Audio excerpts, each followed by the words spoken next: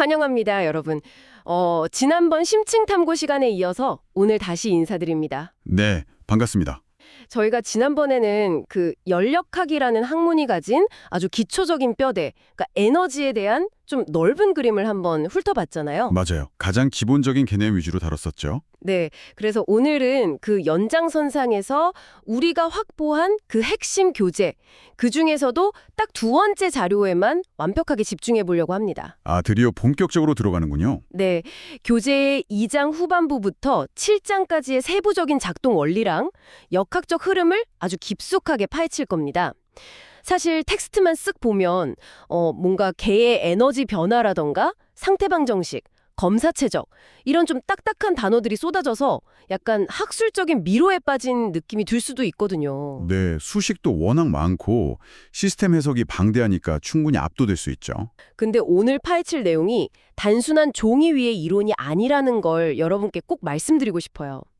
당장 여러분이 매일 운전하시는 자동차 엔진이나 지금 쐬고 계실 수도 있는 에어컨, 그리고 매일 뉴스에 나오는 지구온난화 문제까지 이 세상의 작동 원리를 설명하는 진짜 강력한 도구거든요. 자, 이거 한번 제대로 파헤쳐 볼까요? 기대하셔도 좋습니다. 사실 이 자료를 그냥 공대생들이 설계도면 그리려고 달달 외워야 하는 공식 나열, 이렇게만 보시면 진짜 큰 걸 놓치시는 겁니다. 아, 단순한 공식이 아니다. 그럼요. 가만히 들여다보면 에너지를 이해하고 통제하고 또 그 한계를 극복하려는 인류의 엄청난 논리적 사고 과정이 고스란히 담겨 있거든요. 눈에 보이지도 않는 열이나 일이라는 에너지를 어떻게 수학으로 정의해서 우리 삶으로 끌어올 것인가에 대한 아주 정교한 서사시라고 할 수 있습니다. 정교한 서사시라 표현이 멋진데요. 오늘 이 탐구를 거치고 나면 아마 여러분 주변을 둘러싼 세상을 바라보는 해상도가 확연히 달라지실 겁니다. 오, 세상을 보는 해상도가 달라진다. 너무 기대되는데요. 그럼 바로 본격적인 이야기로 들어가 보죠. 이 자료 초반부, 그러니까 2장 홍반부에서 제일 먼저 마주치는 거대한 산맥이 역시 연력학 제1법칙입니다. 에너지 보존의 법칙이죠. 네, 에너지는 무에서 유로 창조되거나 완전히 소멸되지 않고 오직 형태만 바뀐다. 이건 우리 모두 잘 아는 내용이잖아요. 근데 이 교재가 흥미로운 점은 이 당연해 보이는 법칙을 거시적인 게, 즉 시스템 관점에서 아주 엄밀하게 따져묻는다는 겁니다. 그게 아주 핵심적인 접근이죠. 우리가 흔히 개라고 부르는 관심 있는 대상을 딱 설정해 놓고요. 그 경계선을 통과해서 들어오고 나가는 열과 일의 양을 하나하나 추적하는 겁니다. 약간 은행 계좌의 입출금 내역을 따지는 거랑 비슷하네요. 아주 정확한 비유입니다. 통장에 돈이 들어오고 나간 차이만큼 내 잔고가 변하잖아요. 마찬가지로 기계 장치에 들어온 에너지와 나간 에너지의 차이만큼 그 내부 에너지가 변한다. 이 에너지 균형을 맞추는 작업부터 시작하는 거죠. 아, 그래서 에너지 균형 수식이 그렇게 길게 나오는 거였군요. 그리고 나면 자연스럽게 기계나 전기장치가 이 에너지를 우리가 원하는 유용한 형태로 얼마나 알뜰하게 잘 바꿔주느냐, 2.7장의 효율 이야기로 넘어가더라고요. 맞습니다. 그런데 여기서 시야를 조금 더 넓혀보면 정말 중요한 통찰을 얻을 수 있습니다. 어떤 통찰인가요? 자료 흐름이 단순히 공장 안의 기계 효율을 계산하는 데서 멈추지 않아요. 곧바로 2.8장의 에너지와 환경이라는 아주 거시적인 차원으로 확장을 해버리거든요. 아, 맞아요. 저도 그 부분 보면서 좀 놀랐어요.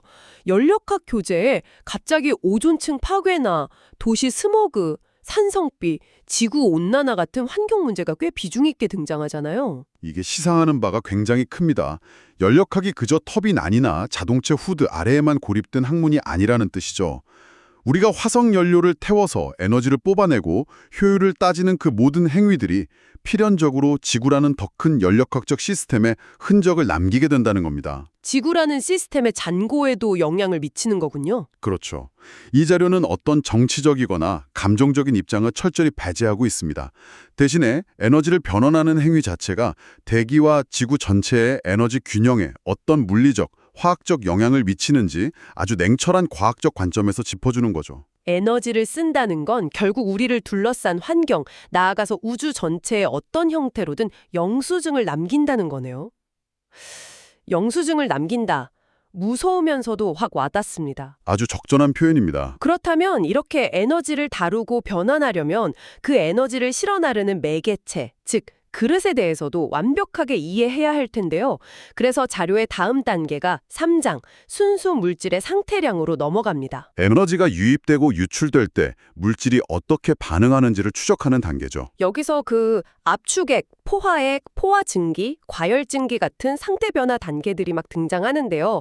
일상적인 예로 들면 물 끓이는 거랑 똑같다고 보면 될까요? 네, 화력발전소에서 전기를 만드는 과정을 상상해 보시면 딱 맞습니다. 처음에 펌프를 타고 파이프로 들어가는 차가운 물, 그게 압축액이고요. 네, 차가운 물. 그 물이 보일러에서 열을 엄청나게 받아서 이제 막 부글부글 끓기 직전의 상태가 되면 포화액이 됩니다. 아, 포화액. 하나도 남지 않도록 어마어마한 열을 가해 만든 완벽한 기체 상태가 바로 과열증기입니다. 근데 발전소에서는 왜 굳이 그 과열 증기라는 극단적인 상태까지 만드는 걸까요? 그냥 끓는 물에서 나오는 수증기로 터빈을 돌리면 안 되나요? 그게 안 됩니다. 만약 수증기 속에 눈에 보이지 않는 미세한 물방울이라도 섞여 있다고 상상해 보세요. 그게 엄청난 속도로 회전하는 터빈 날개에 부딪히면 어떻게 될까요? 날개가 상하나요? 거의 총알처럼 날개를 때려서 치명적인 손상을 입히게 됩니다. 금속 날개가 부러질 수도 있어요. 헐, 물방울이 총알이 되는군요. 네. 그래서 엔지니어들은 이 미세한 상태 변화를 예측하고 통제해야만 합니다. 압력, 부피, 온도를 촘촘하게 교차시킨 TV 선도나 PV 선도 같은 복잡한 그래프, 그리고 엄청나게 방대한 상태량표를 필수적으로 활용하게 되는 거죠. 아, 그래서 교재 뒤쪽에 표가 그렇게 빽빽하게 붙어 있었던 거군요. 맞습니다. 그런데 그 표를 일일이 뒤적이는 과정을 수학적으로 한 방에 해결해 보려는 과학자들의 노력에서 아주 흥미로운 개념이 하나 등장합니다. 수학적으로 한 방에요? 네. 압력, 부피, 온도 이 세 가지의 관계를 단 하나의 깔끔하고 아름다운 수식으로 설명할 수는 없을까? 이 열망에서 탄생한 게 바로 3.6장의 이상기체 상태방정식입니다. 아, 이상기체 상태방정식. 학창시절에 외웠던 PV는 nRT, 그거 맞죠? 정확합니다. 과학자들은 세상을 아주 단순하고 완벽하게 모델링하고 싶었어요. 그래서 분자들 사이에 서로 끌어당기는 힘도 없고 분자 자체의 부피도 아예 없다고 파격적인 가정을 해버린 겁니다. 진짜 이상적인 상황이네요. 하지만 현실의 물질들은 그렇게 통제되진 않잖아요. 전곡을 찌르셨습니다. 압력이 엄청 높거나 온도가 아주 낮아지면 분자들이 서로 부딪히고 뭉치면서 이상기체 법칙에서 크게 빗나가 버립니다. 오차가 막 생기는 거죠. 현실의 벽에 부딪힌 거네요. 네. 그래서 엔지니어들은 현실과 이상 사이의 괴리를 어떻게든 메우려고 압축성 인자라는 보정값을 도입합니다. 3.7장에 나오죠. 근데 그걸로도 성에 안 차니까 이후 수십 년에 걸쳐서 반데르발스, 비티 브리즈먼, 베네딕트 웹 루빈 같은 아주 복잡하고 긴 형태의 새로운 상태 방정식들을 끊임없이 제안하게 됩니다. 3.8장의 내용입니다.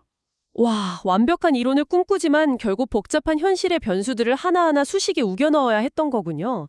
자연을 정확히 개선해내려는 과학계의 치열한 투쟁 흔적 같습니다. 자, 이렇게 에너지를 담는 그릇인 물질의 특성까지 파악을 했고요. 이제 이 에너지가 실제로 어떻게 일을 하는지 무대로 옮겨서 살펴볼 차례인데요. 자료를 보면 4장과 5장에서 두 가지 큰 시스템을 딱 대비해서 보여주죠. 네, 에너지가 활동하는 무대가 닫혀 있느냐 아니면 열려 있느냐의 차이입니다. 첫 번째는 4장, 닫힌 공간 안에서 일어나는 밀폐기의 에너지 해석입니다. 주사기 앞부분을 손가락으로 꽉 막고 피스톤을 누르거나 당기는 그런 상황일까요? 아주 훌륭한 예시입니다. 피스톤이 달린 실린더 안에 가스를 가둬두고 열을 가하면 가스가 팽창하면서 피스톤을 쫙 밀어 올리죠. 네, 힘이 생기죠. 이때 경계면이 움직이면서 발생하는 역학적인 에너지를 이동 경계일이라고 부릅니다. 그리고 여기서 물질마다 온도를 1도 올리는 데 필요한 에너지가 다르다는 비열의 개념도 아주 중요하게 다뤄지고요. 아, 꽉 막힌 공간 안에서 물질들이 에너지를 얼마나 내부에 머금고 있는지 내부 에너지와 엔탈피를 분석하는 일종의 기초 체력 훈련이군요. 맞습니다. 밀폐계 해석이 기초 체력을 다지는 과정이라면 시선을 외부로 쫙 돌려서 5장으로 넘어가는 순간 현대공학의 진짜 마법이 펼쳐집니다. 5장이면 검사 최적의 질량 및 에너지 해석 부분이죠. 네, 뚫려 있는 공간으로 유체가 콸콸 흘러가는 상황을 다루기 시작하거든요. 사실 오늘날 우리 문명을 지탱하는 거대한 시스템들은 밀폐된 방이 아니라 끊임없이 질량과 에너지가 유입되고 유출되는 거대한 흐름 속에 존재합니다. 흐름이 있다. 여기서 핵심은 시스템 안으로 들어온 질량은 나간 질량과 반드시 같아야 한다는 질량 보존의 원리, 그리고 흐르는 유체 자체가 가진 에너지를 결합하는 겁니다. 이렇게 역동적인 시스템을 해석하는 걸 정상유동 장치라고 부르죠. 정상 유동 장치라. 용어는 좀 낯설고 어려운데요. 사실 우리 주변에 널려 있는 것들이잖아요. 맞습니다. 교재에 등장하는 기기들의 면면을 보면 현대 기술의 집약체 그 자체입니다. 제트 엔진에서 엄청난 배기가스를 뿜어내서 비행기를 하늘로 밀어올리는 노즐과 디퓨저가 있고요. 아, 비행기 엔진. 발전소에서 고압 증기를 받아 거대한 날개를 돌려서 도시 전체에 전기를 공급하는 터빈도 있죠. 또 기체를 강제로 짓눌러서 압력을 확 높이는 압축기, 그리고 배관의 아주 좁은 틈을 통과시켜서 순식간에 압력과 온도를 떨어뜨리는 교축 밸브도 있습니다. 교축 밸브요? 이름이 특이한데 어디에 쓰는 건가요? 여러분 집집마다 있는 냉장고나 에어컨의 헬침 부품입니다. 아, 에어컨. 네, 이 모든 장치들이 거미줄 같은 파이프와 덕트로 연결되어서 우리가 누리는 현대적인 삶의 인프라를 지금 이 순간에도 쉼없이 가동하고 있는 겁니다. 결국 이 흐르는 유체를 다루는 원리를 이해한다는 건 인류가 어떻게 자연의 에너지를 훔쳐와서 이 거대한 도시를 건설했는지를 이해하는 것과 같습니다. 와, 압축기로 확 짓누르고 교축 밸브의 좁은 목을 통과시켜서 온도를 떨어뜨리고 다시 열을 교환하고 이 모든 과정이 철저하게 계산된 연력학의 안무였네요. 연력학의 안무, 멋진 표현입니다. 우리가 여름에 쾌적하게 에어컨 바람을 쐬는 동안 벽 너머에서는 이 엄청난 유체들의 댄스가 벌어지고 있었던 거군요. 와, 진짜 대단합니다. 네. 그런데 여기서 주의할 점이 있습니다. 어떤 건가요?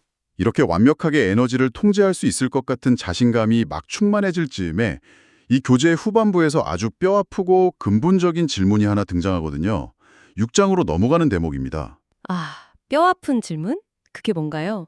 우리가 힘들게 공급한 에너지는 왜 100% 우리가 원하는 유용한 일로 바뀌지 않을까 이겁니다. 듣고 보니 그러네요. 아무리 매끄럽게 돌아가는 터빈을 만들고 마찰을 극한으로 줄어도 들어간 열 에너지가 전부 다 전기로 바뀌진 않잖아요. 맞습니다. 바로 그 지점에서 연력학 제2법칙이 무대에 오릅니다. 제2법칙이요? 네. 2장 교재 초반에 나왔던 제1법칙이 우주의 에너지 총량은 변하지 않는다는 든든한 보증수표였다면요. 제2법칙은 그 에너지의 질 그리고 변화의 방향성에 대한 아주 냉혹한 선고라고 할 수 있습니다. 냉혹한 선고요? 네. 자연 상태에서 열은 언제나 뜨거운 곳에서 차가운 곳으로만 흐르잖아요. 가만히 내버려 두었는데 지 혼자 차가운 곳에서 뜨거운 곳으로 이동하는 일은 자연계에서 절대 일어나지 않죠. 물이 높은 곳에서 낮은 곳으로 흐르는 거랑 똑같네요. 반대로는 안 가죠. 바로 그겁니다. 자료 6장에 나오는 켈빈 플랑크 서술이나 클라우지우스 서술이 이 점을 날카롭게 지적하고 있습니다. 한마디로 열 에너지를 받아서 100% 전부 일로만 바꾸고 주변에 아무런 열도 안 버리는 엔진은 이 우주에 존재할 수 없다는 겁니다. 100%는 절대 안 된다. 네, 이것을 가장 극적으로 보여주는 대목이 영구 운동기계에 대한 이야기예요. 역사적으로 수많은 천재 발명가들이 딱 한 번만 에너지를 주면 외부 도움 없이 영원히 돌아가는 기계를 만들려고 평생을 바쳤습니다. 무한동력 기계 같은 거군요. 네, 하지만 예외 없이 모두 실패했습니다. 왜냐하면 열을 일로 바꾸는 과정에서는 필연적으로 쓸모없는 열이 발생하고 그걸 낮은 온도의 저장조, 즉 바깥으로 버려야만 시스템이 계속 순환할 수 있기 때문입니다. 제2법칙은 아무리 뛰어난 천재성이나 막대한 자본 앞에서도 결코 타협하지 않는 우주의 절대 규칙입니다. 야, 영원히 돌아가는 기계는 불가능하다는 우주의 선고. 엔지니어들 입장에서는 벽에 부딪힌 것처럼 꽤 절망적이었을 것 같아요. 절망적일 수 있죠. 하지만 인류가 거기서 그냥 100%는 불가능하구나 하고 주저앉진 않았습니다. 역시 인간은 포기를 모르죠. 오히려 피할 수 없는 현실을 깨끗하게 인정하면서도 이론적으로 도달할 수 있는 궁극의 한계치가 대체 어디쯤인지 수학적으로 증명해냅니다. 그게 바로 프랑스의 과학자 사디 카르노가 제안한 카르노 사이클이죠. 6.7장에 나오는 카르노 사이클. 네.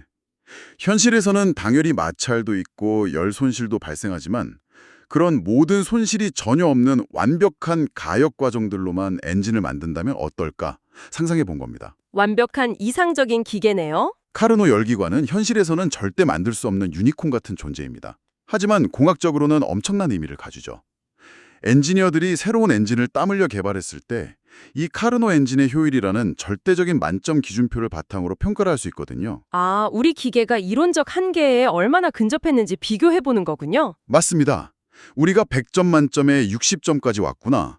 앞으로 요만큼 더 개선할 여지가 있드나 이걸 평가하게 해주는 겁니다. 닿을 수 없다는 걸 뻔히 알면서도 이상향을 설정해두고 끊임없이 한계를 밀어붙이는 태도. 와, 이거야말로 과학과 공학이 발전해온 진짜 원동력 아닐까요? 멋있습니다. 대단히 통찰력 있는 시각이 있습니다. 그리고 그 이상적인 가역 과정과 항상 손실이 발생할 수밖에 없는 현실의 비가역 과정, 그 둘 사이에 좁힐 수 없는 틈을 아주 명확하게 설명하기 위해서 드디어 연력학 역사상 가장 유명하고도 심오한 개념이 마침내 7장에서 등장하게 됩니다. 드디어 올 것이 왔군요. 7장, 엔트로피. 네, 엔트로피입니다. 사실 이 개념이 처음 나왔을 때는 대단한 철학적 발견이 아니었어요. 그냥 클라우지우스라는 과학자가 열기관의 효율을 개선하다가 발견한 부등식에서 유도된 일종의 수학적 상태량에 불과했습니다. 7.1장, 클라우지우스 부등식부터 시작하는 거군요. 네. 엔지니어들에게는 시스템의 무질서도를 수치화해서 등엔트로피 과정이나 TS 선도 같은 그래프를 그리고 기계 성능을 해석하는 아주 실용적인 도구였죠. 도구로서 썼다. 하지만 이 엔트로피라는 개념이 품고 있는 진짜 의미는 단순한 공학적 도구를 넘어서 자연과 우주의 본질에 대한 거대한 철학적 깨달음으로 이어집니다. 제가 이 두 번째 자료에서 가장 주목하는 부분도 바로 7.2장의 엔트로피 증가의 원리입니다. 엔트로피 증가의 원리? 사실 이 단어는 물리학을 넘어서 일반적인 철학이나 심지어 일상적인 대화에서도 꽤 자주 쓰잖아요. 방이 지저분해지면 내 방의 엔트로피가 증가했다 이러면서요. 정확히 어떤 의미를 담고 있는 걸까요? 단순히 시스템에서 열이 새어나가서 낭비된다 이런 차원 이상의 이야기인 것 같은데요. 훨씬 더 거시적이고 근본적인 의미를 지닙니다. 일상생활의 경험과 연결해보면 아주 직관적으로 이해하기 쉽습니다. 우리가 유리컵을 탁자에서 바닥으로 떨어뜨려서 수백 개의 조각으로 산산조각 내는 거.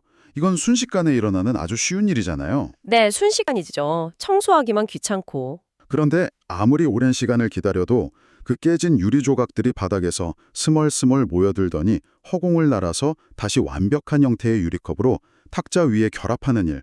이건 우주가 끝날 때까지 일어나지 않죠. 절대 안 일어나죠. 영화를 거꾸로 돌리지 않는 이상요. 왜 그럴까요? 우주의 모든 자연현상은 확률적으로 더 무질서해지는 방향, 즉 엔트로피가 증가하는 방향으로만 진행되기 때문입니다. 아, 그래서 안 돌아오는 거군요. 이것이 바로 우주의 시간이 과거에서 미래로 오직 한 방향으로만 흐르는 이유를 설명해주는 아주 강력한 화살표입니다. 우리가 자동차 엔진에서 정제된 휘발유를 태우고 발전소에서 석탄을 태워서 그 고도로 질서 있는 에너지를 유용한 일로 뽑아 쓰는 순간 그 대가로 막대한 열과 배기가스가 대기 중으로 흩어져 버립니다. 흩어지죠. 이 흩어진 무질서한 에너지들을 다시 주워 담아서 원래의 휘발유나 석탄으로 되돌리는 건 불가능합니다. 결국 이 교재의 후반부는 겉으로는 펌프랑 터빈을 다루는 딱딱한 공학 텍스트에 탈을 쓰고 있지만요. 그 이면에서는 우리에게 우주의 자원이 유한하며 모든 변화는 돌이킬 수 없다는 이 비가역성의 진리를 아주 웅장하게 가르쳐주고 있는 셈입니다. 와, 듣고 보니 진짜 온몸에 소름이 돋네요. 방대한 텍스트랑 공식의 나열인 줄로만 알았던 이 자료가 사실은 인류의 지성이 에너지를 다루며 겪은 거대한 모험담이었군요. 처음에는 닫힌 방 안에서 열과 일의 균형을 맞추는 법을 배우고 에너지를 담을 물질의 상태를 집요하게 분석했습니다. 그렇죠. 그러다가 바깥 세상으로 시선을 돌려서 파이프와 밸브, 거대한 터빈을 통과하는 유체의 흐름을 통제하면서 이 눈부신 현대 문명의 핏줄을 건설했죠. 맞습니다. 하지만 마지막에 이르러서는 100%의 효율은 결코 허락하지 않으며 끊임없이 무질서해지는 우주의 절대적인 법칙 앞에서는 겸허함을 배워야 했습니다.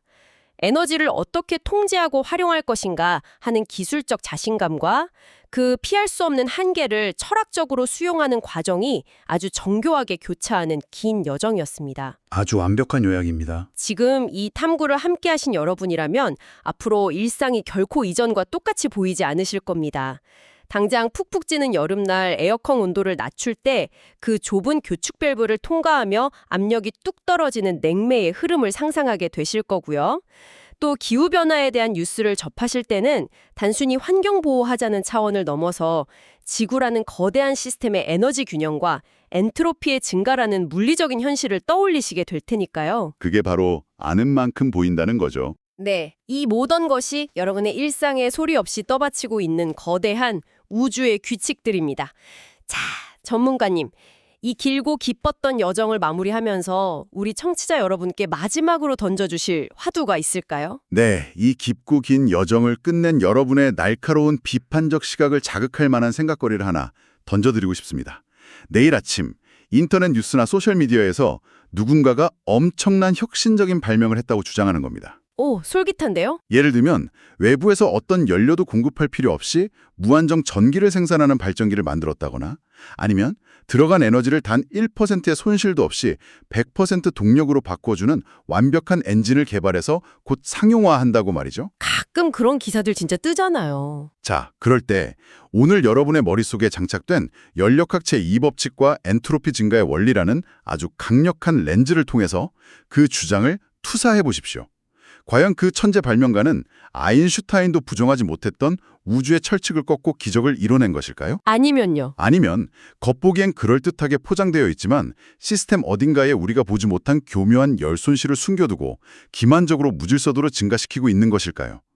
진정한 지식은 당연해 보이는 것에 질문을 던지고 누군가의 섣부른 주장을 과학의 잣대로 검증해낼 때 가장 빛을 발합니다. 정말 완벽한 질문입니다. 누군가의 그럴듯한 주장에 혹하기 전에 100%라는 숫자가 우주의 법칙 앞에서 얼마나 오만한 것인지 한 번쯤 의심해보는 태도. 그것이 바로 이 복잡한 연력학 교재가 우리에게 남긴 가장 실용적이고도 강력한 무기가 아닐까 싶네요. 동의합니다. 지식을 향한 우리의 탐구는 멈추지 않습니다. 오늘 이 깊이 있는 대화가 여러분의 지적 호기심을 조금이나마 채워드렸기를 바라며 다음 시간에도 세상을 움직이는 또 다른 경이로운 지식의 조각들을 정교하게 엮어서 다시 찾아오겠습니다. 계속해서 세상을 향한 날카로운 질문과 호기심을 간직해 주시길 바랍니다. 감사합니다.